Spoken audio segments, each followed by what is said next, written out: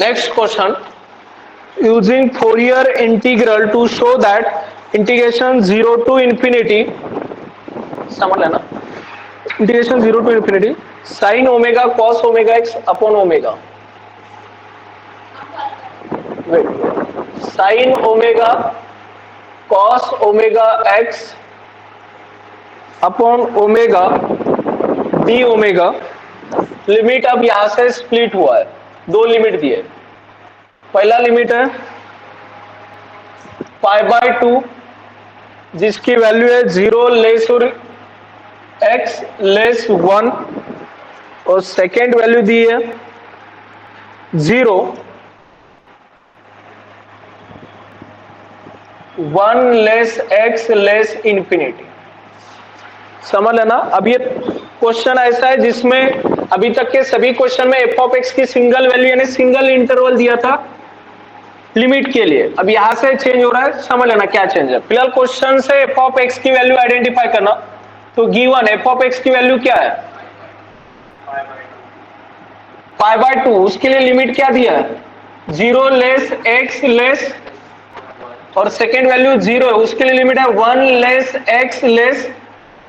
ये तो F of X की वैल्यू होगी, रिक्वायरमेंट है एफ ऑफ टी की, तो x is replace bye t, तो क्या बनेगा एफ ऑफ टी को पहली वैल्यू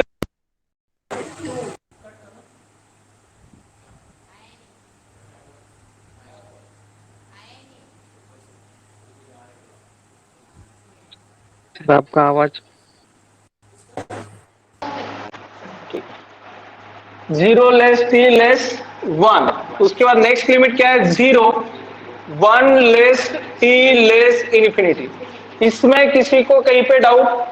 फिलहाल क्वेश्चन में एफ ऑफ एक्स की वैल्यू दो इंटरवल के फॉर्म में थी, तो ये आप लोगों ने दो इंटरवल के हिसाब से लिखी। अब फॉर्मूला कौन सा यूज करना है यहाँ पे, सो दैट में साइन भी प्रेजेंट है कॉस भी प्रेजेंट है, तो एक्स वेरिएबल किसके एंगल में कॉस के एंगल है, तो फॉर्मूला कौन सा यूज करोगे कोसाइन इंटीग्रल का।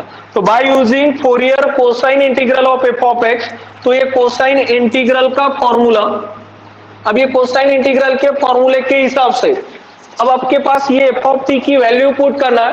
तो एफ ऑफ टी की वैल्यू पुट करते समय लिमिट क्या है 0 टू इंफिनिटी ना, बट अपने पास तो 0 टू इंफिनिटी नहीं है, क्या है लिमिट 0 टू 1 एंड 1 टू, तो इसे लिखते समय दो पार्ट में स्प्लिट करोगे, यानी 2/π, समझ लेना अच्छे से, इंटीग्रेशन 0 टू इंफिनिटी।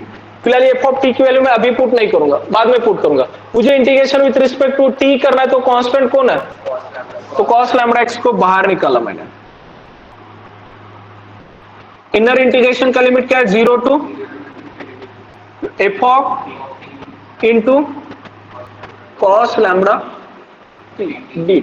पहले ही एफ ऑफ टी को दो इंटरवल में करता था, मुझे दो लाइन ज्यादा लिखने पड़ते, डी लैम्बडा। यहां तक क्लियर है। अब क्वेश्चन मार्क है कि एफ ऑफ टी की वैल्यू क्या है 0 टू इंफिनिटी के लिए, नहीं पता।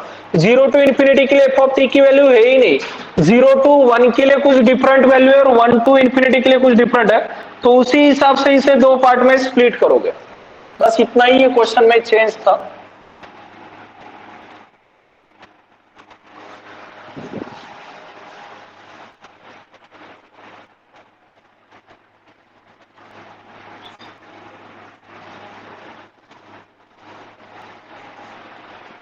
तो लेफ्ट हैंड साइड में F of X is equal to 2/π integration 0 to infinity cos lambda x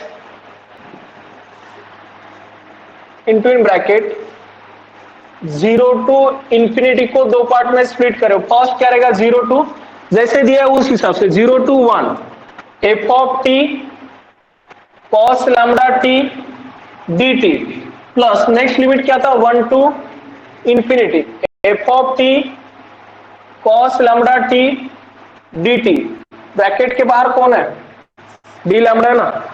clear है सभी का। 0 टू इंफिनिटी के लिए एफ ऑफ टी की वैल्यू नोन नहीं थी, तो 0 टू 1 एंड 1 टू इंफिनिटी।